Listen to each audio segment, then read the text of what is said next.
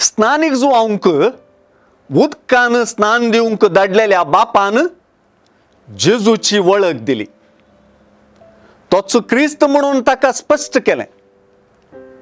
ह्या क्रिस्ताची पळया देवाची शेळी म्हणून वळख करून दिवच्यांत जुवांचे मिसांव यशस्वी जाता.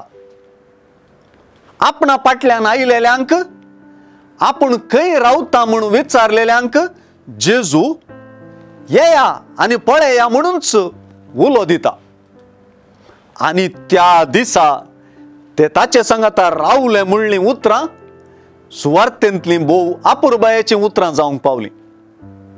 आनी त्या दिसा ते ताचे सांगाता रावले म्हणली उतरां क्रिस्ता पाटलाव्यांचे व्याख्यान जावंक पावलें.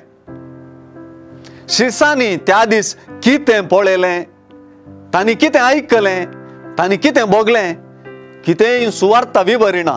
केवल आंद्रेन वचून आपल्या भावा पेद्रू लागीं मेसिया म्हणजे क्रिस्त आमकां मेळ्ळो म्हणली उतरां मात्र सुवार्ता उल्लेख करता.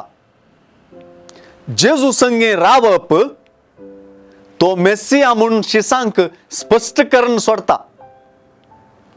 तांची एके पोरजेची मेसिया खातीर आवंडेवणी जेजू थंय जारी जाता.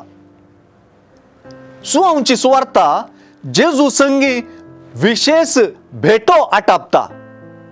एके रितीन पळयल्यार ही गूढ वैयक्तीक भेटेंची वा सांगातपणाची वा सांगाता रावपाची सुवार्ता. दाखल्याक जेजूचे शिस, निकोदेम, सामारितान स्त्री क्रिस्त सांगात आकर्षक मात्र नाही, क्रिस्त सांगात सर्व आवंडेवण्याचे शिखर.